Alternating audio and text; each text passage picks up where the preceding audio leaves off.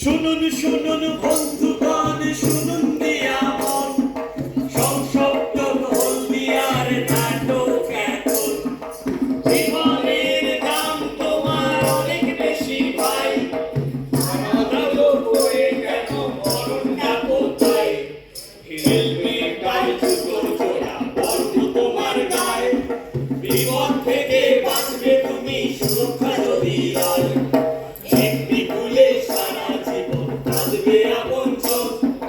সুরক্ষাকে সঙ্গী করলে বাঁচবে জীবন, সুরক্ষাকে সঙ্গী করলে বাঁচবে জীবন, সুরক্ষাকে সঙ্গী করলে বাঁচবে জীবন।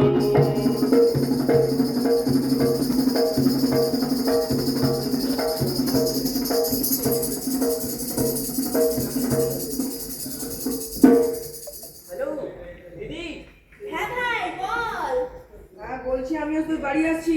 আমার বাড়ি আসছিস? তুই কোথায় এখনো? এখনো এই কারখানা থেকে বেরোয়নি, একটু পর বেরোবো। তুই কারখানার মধ্যে থেকে আমার ফোন করছিস?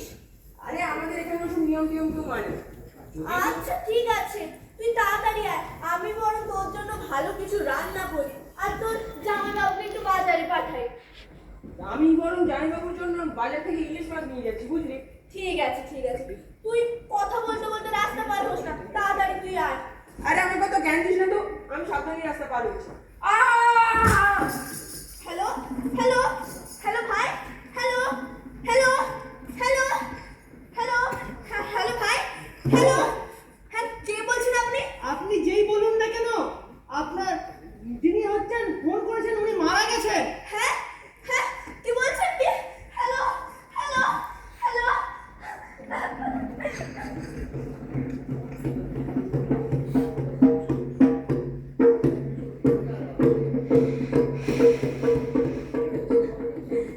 আমার কি হলো গো? আমার যে সব শেষ হয়ে গেল গো। গিন্নি, এই তুমি দেখছি গতকাল থেকে ফ্যাচ ফ্যাচ করে উদ্বিগ্নের মতো কান্নাকাটি করছো কেন? যা হওয়ার তা তো হয়ে গেছে। এখন আমার মাটার কি হবে নাকি? আমাদের সংসারটা কে চালাবে নাকি? গিন্নি, আরে এভাবে উদ্বিগ্ন হয়ে কেঁদো না গিন্নি। এদিকে এসো গিন্নি, এদিকে এসো। চলো আমরা বরং এই খবরটা নিয়ে মহারাজের কাছে যাই। তিনি পারবেন এই রাজ্যের মহারাজা হিসেবে এই ঘটনার কিছু একটা সুরাহা করতে। অন্তত পক্ষে ওই ইন্স্যুরেন্স মানে ওই বীমার টাকাটা যদি উনি এই রাজ্যের মহারাজা হিসেবে পাইয়ে দেওয়ার ব্যবস্থা করতে পারেন, তাহলে তোমার ওই বেধবা মা মানে কি মানে আমার শাশুড়ি মা ঠাকুরা এই যাত্রায় খেয়ে পড়ে বেঁচে থাকতে পারবে। গিন্নি চলো গিন্নি, চলো চলো চলো চলো গিন্নি, চলো। ठीक है, आप व्हाट्सएप कीजिए, मैं नाम व्हाट्सएप कर दीजिए।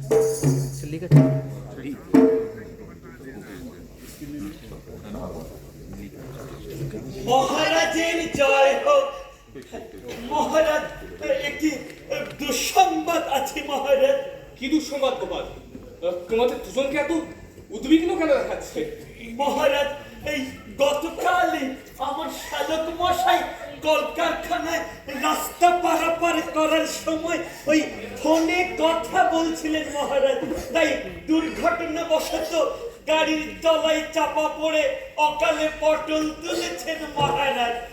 তাই মহারাজ, আপনার বৌমা মানে আমার গিন্নি সারাটা দিন উদ্বিগ্ন হয়ে কান্নাকাটি করছে মহারাজ।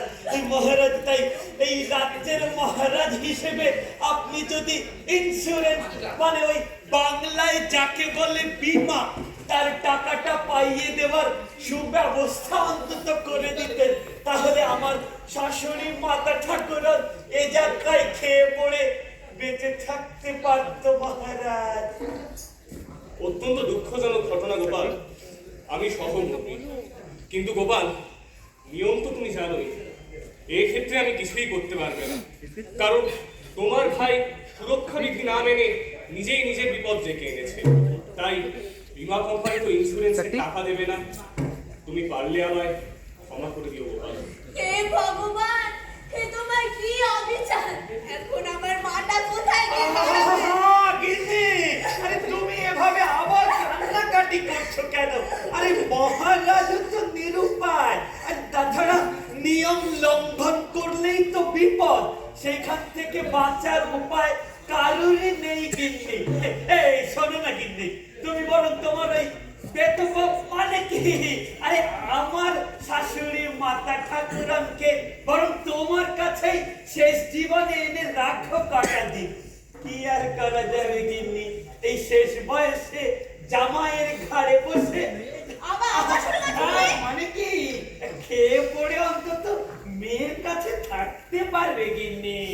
অন্য তোমার উদারতা গোপাল, সেরকম হলে আমি তোমার শাশুড়ি মাকে কিছুটা ভাবে আর্থিকভাবে সাহায্যও করতে পারি। মহারাজের জয় হোক। কিন্তু গোপাল, দেখলে তো, শুধুমাত্র একটু অসাবধানতা এবং নিয়ম না মানার জন্য আজ তোমার শ্যালক আমাদের মধ্যে রইল না। আমি এরকম বহু পরিবারকে এরকম বানের জলে ভেসে যেতে দেখেছি, যখন তাদের এই রোজগেরে মেরুদণ্ডটা ভেঙে গেছে। সেই জন্যই তো আমি প্রত্যেক বছর আমার রাজকোষ থেকে লক্ষাধিক টাকা খরচ করছি, শুধুমাত্র আমার এই কলকারখানার প্রত্যেকটা শ্রমিক বন্ধুদের সঠিকভাবে সুরক্ষা দিতে পারবো বলে। কিন্তু তাও আমি ব্যর্থ হচ্ছি গোপাল। তাই তুমি আমাকে কিছু পরামর্শ দাও। মহারাজ, ঠিক এই একই কথা মাথায় রেখে আমি ভিন রাজ্য থেকে দুজন যন্ত্রবিদ্যয় মানে সেফটি ইঞ্জিনিয়ারকে এই রাজ্যে মানে কৃষ্ণচন্দ্রে আসার জন্য আহ্বান জানিয়েছি মহারাজ, আর তারা ইতিমধ্যে এসেও গেছেন মহারাজ। হ্যাঁ মহারাজ, ওই ভিন রাজ্য থেকে এসেছেন তো, তাই আপনার অতিথিশালায় অল্প বিস্তর বিশ্রাম নিয়েই তবেই রাজ দরবারে আসছেন মহারাজ। नमस्ते महाराज, नमस्ते। हम दोनों आ गए हैं। হ্যাঁ, নমস্কার নমস্কার। যন্ত্রবিদ্যয়, আপনারা তো গোপালের মুখে সবকিছু শুনেছেন, তাই দয়া করে আপনারা কোনো পরামর্শ প্রদান করুন। जरूर महाराज। डॉक या कारखाने के अंदर गाड़ी एक्सीडेंट रुकने के लिए कुछ नियम मानना बहुत जरूरी है। पहला बात, गाड़ी का स्पीड लिमिट मानना चाहिए और तेज गाड़ी चलाना एकदम मना है। सही बात बोले हैं। और गाड़ी चलाते वक्त मोबाइल फोन का इस्तेमाल बिल्कुल ना करें। शराब या नशा करके गाड़ी चलाना एकदम मना है। और है ऑथोराइज ड्राइवर, जिसके पास असली परमिट है वही गाड़ी चला सकते हैं। और एक बात, कोई कोई ड्राइवर और खलासी लोग गाड़ी के नीचे ही आराम करते हैं और वहीं पर ही सो जाते हैं। ये काम एकदम नहीं चलेगा, क्योंकि ये बहुत ही खतरनाक है। হ্যাঁ, গাড়ির নিচে ঘুম, সে তো সাক্ষাৎ জমের বলে মাথা দিয়ে ঘুমবো। और है गाड़ी चलते ही से चलना और गाड़ी चलते उतरना ये कभी नहीं करना चाहिए, ये बहुत खतरनाक है। सड़क पार करते समय मोबाइल फोन का जो इस्तेमाल होता है वो वर्जित करना पड़ेगा। বুঝলে গিন্নি, তোমার ভাই মানে আমার শ্যালক মশাই, হ্যাঁ, ওই রাস্তা পারাপার হওয়ার সময় বেটা নাকি মোবাইল ফোনে কথা বলছিল। বুঝলেন মহারাজ? सही बात बोले हैं गोपाल जी। एक और बात, काम शुरू करने से पहले वर्क टू परमिट लेना आवश्यक है। बिना परमिट के कोई भी काम चालू नहीं करने देना चाहिए। सबसे एक जरूरी बात है कि कारखाने के अंदर कोई भी छोटा बड़ा एक्सीडेंट हो जाए तुरंत सेफ्टी ऑफिसर को रिपोर्ट करना चाहिए, कुछ भी छुपाना नहीं चाहिए। বুঝলে গিন্নি, সুতরাং কলকারখানার ভেতরে কাজ করার পূর্বে বাবুদের কাছ থেকে অনুমতি বা পারমিশন নিতে হবে। আর যদি অসতর্কতার সাথে কোনো দুর্ঘটনা ঘটেই যায় তাহলে আর কি সুপারভাইজার বাবুদেই তৎক্ষণাৎ রিপোর্ট করতে হবে গিন্নি। गोपाल जी, ये सब छोड़कर और कुछ काम करना बाकी है। जैसे जहाँ जहाँ कारखाना में काम होता है उस जगह में धूम्रपान सख्त माना है। एक ही सॉकेट में बहुत सारे इलेक्ट्रिक प्लग को लगाने की वजह से ओवरलोडिंग का खतरा दिन के दिन बढ़ सकता है। इलेक्ट्रिक तार या सॉकेट को यंत्रपाति को रेगुलर चेकअप करना बहुत जरूरी है। उसका साथ साथ बॉयलर या ट्रांसफार्मर को भी रेगुलर चेकअप करना बहुत जरूरी है। जहाँ जहाँ पर काम होता है वहाँ पर फायर एक्सटिंग्विशर रखना आवश्यक है और उसको नियमित रूप से चेक भी करना है। যে পয়েন্ট গুলো বললেন তা তো জলের মতো পরিষ্কার কি মহারাজ, তাই তো? কিন্তু মহারাজ, আপনি তো আপনার রাজ্যের কলকারখানা দুর্ঘটনা মুক্ত করার জন্য প্রায় লক্ষাধিক টাকা খরচ করছেন মহারাজ, কিন্তু এই রাজ্যের সমস্ত কারখানার দুর্ঘটনা মুক্ত করার জন্য আরো কি কিছু কাজ করতে হবে? সেফটি ইঞ্জিনিয়ার দায়িত্ব। जी हाँ गोपाल जी, काम शुरू करने से पहले हाइट का जांच या रिस्क असेसमेंट करना बहुत जरूरी है। ऊंचाई को परिहार करना अगर संभव होता है तो मिट्टी पे खड़े होकर काम करना आवश्यक है। अगर ऊंचाई में काम करना ही है तो मंकी लैडर का इस्तेमाल जरूर करें। अपना खुद का सुरक्षा के लिए पीपीई जैसे सेफ्टी हेलमेट, सेफ्टी बूट या फुल बॉडी हार्नेस यूज करना बहुत जरूरी है। और है जहाँ ऊंचाई में काम होगा उस जगह का प्लेटफॉर्म में गोबर सोना बहुत जरूरी है। और नीचे गिरने का प्रतिरोध करने के लिए गोबर सोना बहुत जरूरी है। और उसके साथ साथ मंकी लैडर में यूज करने के वक्त 3 पॉइंट कांटेक्ट होना आवश्यक है। হ্যাঁ কি বলছে গো? বুঝলে না কিন্নি? এদিকে এসো। এসব তো তোমার ওই মাথায় ঢুকবে না, যেমন তোমার ওই ভাইয়ের মাথাতেও ঢোকেনি। বেশি কিছু কথা নয়, সারা জীবন তো ওই ফেসেলের হাড়ি ঠেলে গেলে।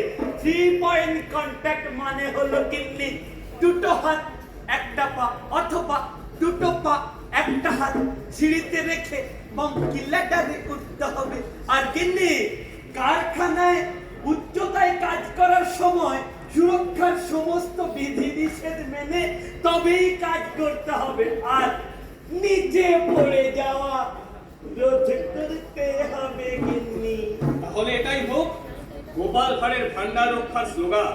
মহারাজ, স্লোগান তো হবেই মহারাজ, কিন্তু এই শিক্ষিত দুজন সেফটি ইঞ্জিনিয়ারদের মতো এই মূর্খ গোপালেরও অল্প বিস্তর জ্ঞান আছে মহারাজ। আর আপনি যদি অনুমতি করেন তাহলে সকল কর্মচারী বন্ধুদের কাছে আমি তা পেশ করতে পারি মহারাজ। তাই নাকি গোপাল?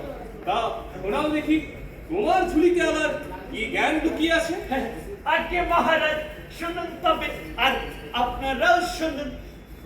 প্রতিটি কারখানার দুর্ঘটনা প্রতিরোধের জন্য যদি 3টি ইংরেজি শব্দকে মনের মধ্যে এবং মগজের মধ্যে ঢুকিয়ে নেওয়া যায় তাহলে প্রতিটি রাজ্যের সকল কলকারখানার দুর্ঘটনা মুক্তর দিকে আমরা আরো কয়েক কদম এগিয়ে যেতে পারবো। যেমন ধরুন মহারাজ, প্রথম ইংরেজি শব্দ হলো এনগেজ, আর দ্বিতীয় ইংরেজি শব্দ হলো এডুকেট, আর তৃতীয় ইংরেজি শব্দ হলো এম্পাওয়ার। মানে এই 3টে ইংরেজি শব্দ যদি আমার শালক মশাই জানতেন তাহলে আমার গিন্নিকে কি আর ভাতৃহারা হতে হতো নাকি এ যাত্রায় আবার ঘাট। তুমি যে কথাগুলো বললে সেগুলো তো সবই বিলিতি ভাষা, একটু সহজ করে বোঝাও দেখিনি, নইলে সাধারণ জনগণ কি করে বুঝবে? আগে মহারাজ একেবারে জলের মতো পরিষ্কার করে বুঝিয়ে দিচ্ছি। শুনুন মহারাজ, আর আপনারাও শুনুন। প্রথমটি হলো মানে জড় করা বা মন দেওয়া, মানে কাজের সময় নিজের মনকে সর্বদা কাজের জায়গায় রাখা এবং সর্বদা সুরক্ষার সাথে নিজেকে আঠার মতো জুড়ে রাখা। যেমন ধরুন আমার শালক মশাই এই কারখানা থেকে বেরোনোর সময় বেটা কিনা ফোনে কথা বলছিল, তার মন তো সুরক্ষার দিকে ছিল না মহারাজ, ছিল কোন দিকে? ছিল কখন আমার বাড়ি এসে আমার ঘাড়ে বসে ঘাড় বটকে খাবে সেই দিকে। আবার বলতে শুরু করলে তুমি? সেই কারণেই তো তোমার ওই ভাইকে অকালে আজকে চলে যেতে হলো গিন্নি। দ্বিতীয় মহারাজ, এডুকেট মানে হলো শিক্ষা প্রদান করা বা নিজে শেখা। অর্থাৎ প্রতিটি রাজ্যের কলকারখানায় যে নিয়ম নিষেধগুলো আছে তার মধ্যে কোনটি সঠিক নিয়ম আর কোন নিয়মটি লঙ্ঘন করলে বিপদ অবশ্যম্ভাবী সেটা নিজেও যেমন জানা দরকার তেমন অন্যকেও জানিয়ে দেওয়া দরকার। মহারাজ, এখানেও আবার সেই আমার শালক। আবার কি? হ্যাঁ মহারাজ, তাকে যদি কেউ ঘাড় ধরে শিখিয়ে দিত যে কারখানায় অতিক্রম করার সময় ফোনে কথা বলাটি যাবে না, তাহলে কি আমার গিন্নিকে আজকের ভাতৃহারা হতে হতো মহারাজ। আর মহারাজ, 3 হলো এম্পাওয়ার মানে হলো ক্ষমতা বা সাহস দেওয়া।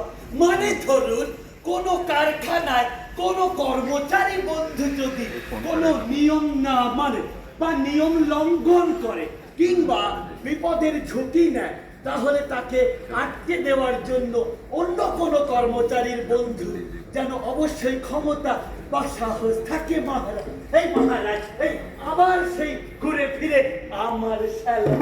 যেমন ধরুন ওই আমার শ্যালক যখন মোবাইল ফোন কথা বলতে বলতে রাস্তা পারাপার হচ্ছিল, তখন যদি অন্য কোনো কর্মচারী বন্ধু তাকে আটকে দিত বা বাধা দিত, তাহলে আমিও আমার শ্যালককে এ যাত্রায় প্রাণে বাঁচাতে পারতাম মহারাজ। মহারাজ বুঝলেন তো? সাধু সাধু, वाह गोपाल जी वाह। ধন্য তোমার জ্ঞান গোপাল। গোপাল, তুমি যে নিয়মগুলো বললে সেগুলো যদি আমরা কর্মক্ষেত্রে মেনে চলি তাহলে দুর্ঘটনার হার অনেকাংশেই কমানো সম্ভব হবে। তাই সবাই এসো, আমরা পরস্পরের হাত ধরে একসঙ্গে বলি যথাজ্ঞা মহারাজ।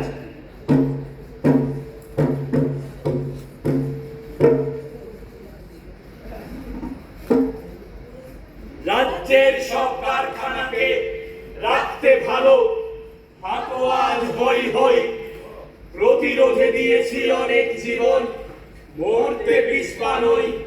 সুরক্ষা দ্বারা দৃঢ় করতেই এসো একজোট হই। হতাশার কালো চক্রান্তকে ব্যর্থ মোরা করবই। মৃত্যুর সাথে একটি করা, দুর্ঘটনা রোধে পূর্ণ পৃথিবী গড়া। ভুলি না আমরা ক্রান্তিকালে সঙ্গী সাথীকে সঙ্গে নেবার। আগামী দিনেতে সুরক্ষা মন্ত্র জপ মোরা করবই। আগামী দিনেতে সুরক্ষা মন্ত্র জপ মোরা করবই। আগামী দিনেতে সুরক্ষা মন্ত্র জপ মোরা করবই।